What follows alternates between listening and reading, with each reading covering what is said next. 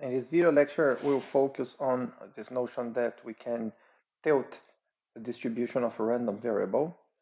Let's start here with the following example. We start with the normal random variable, the very normal one with a variance 1. And so we know this random variable, it has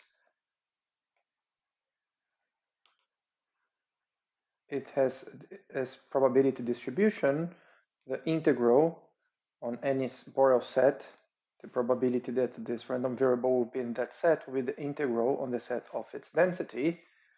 And now we're going to do the following. So what we have a probability space, and we have a function x that goes from this probability space to the set of real numbers. And now we're going to do the following. Fix some number, some real number theta, and then we're going to define another measure p on the same measurable space. So we're going to change the probability measure on our sample space, and we're going to do it so that x now will have a different distribution. It will still be normal, but now with a different mean. Okay? Same variance, but different mean.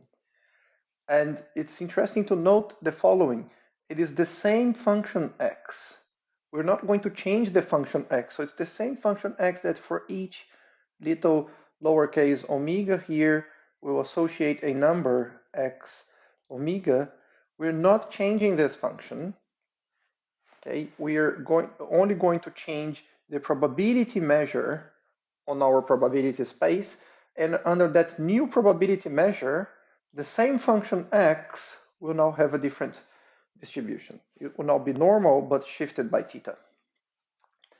And how do we do that? Well, here I'm going to just pull out of the hat, without much explanation, this density here.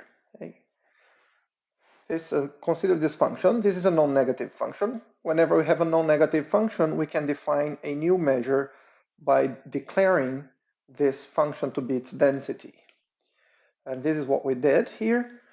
And with respect now to this new measure, let's do something. Let's compute what is the moment generating function of the random variable y equal x minus theta. What is the moment generating function? So we can even call this my of t if you're used to this notation.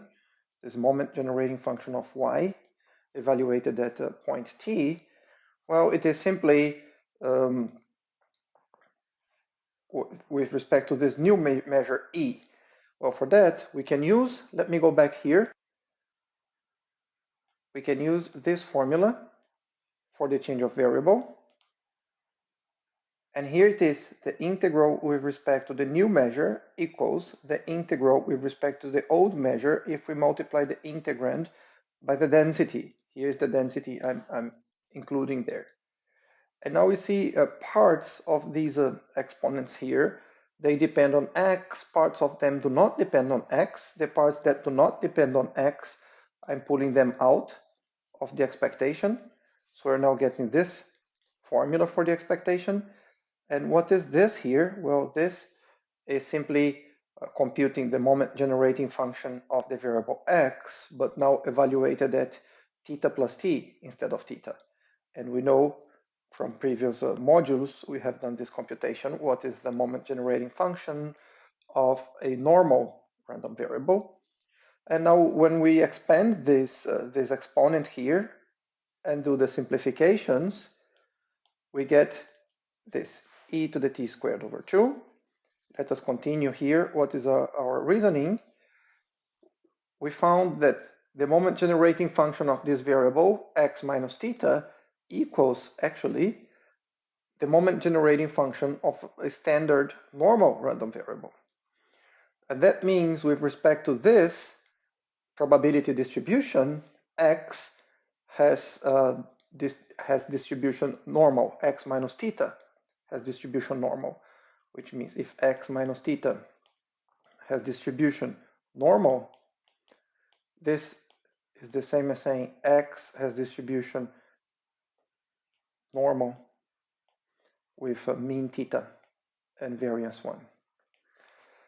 Okay, and just to double check that this new measure is indeed a probability measure, what is the probability of the entire sample space? Well, this is the integral of the function constant equal to 1. And what is the expectation of the constant equals to 1? Well, it is exactly what happens when we put t equals 0 here. And when we put t equals 0 here and see here what we get 1. So indeed, this is a probability space, as claimed. And as I said before, by uniqueness of moment generating functions, since we found already that the moment generating function of this variable x minus theta with respect to this new probability measure is the moment generating function of a standard normal distribution, it means x minus theta has the standard normal distribution.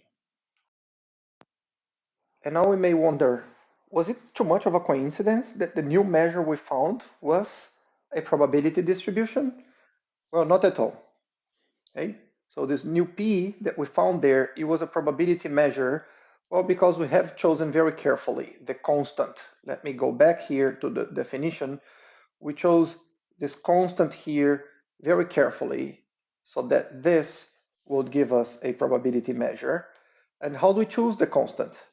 Well, we just put in the denominator, we choose the denominator to be a constant that equals the expectation with respect to the original measure, p, of the numerator. Because then when we now take the expectation over p, this will cancel out. It will cancel out by construction. It was defined on purpose so that when we integrate the numerator and then we divide by the denominator, and the denominator is a constant exactly equal to the integral of the numerator, these will cancel out and we get 1. And this, we can always do this in general if we have a function g, non-negative extended Borel function g, such that the expectation of g of x is finite, then we can always put g in the numerator and tilt our probability measure so that the new measure will like more the omegas in our sample space. It will have a preference for omegas that have high g, that have high values of g, because we're increasing the probability by a factor proportional to g of x, of course. So when g of the random variable x is high, then we are assigning more probability to those points. And this is what is known to have a biased sample. Okay, so if p is my original measure, but now I make a sample which is biased by g of x, then I will denote by boldface p the new measure. That's the measure of the sampling from that sample space, but sampling biased by this factor g of x. And why do we have the denominator here, expectation of g of x? Well, this is just so that when you compute boldface p of omega, this will be the expectation of this g of x divided by expectation g of x. And this is 1. So this here, the denominator is a constant that is just here to ensure that we are going to get a probability measure in the end.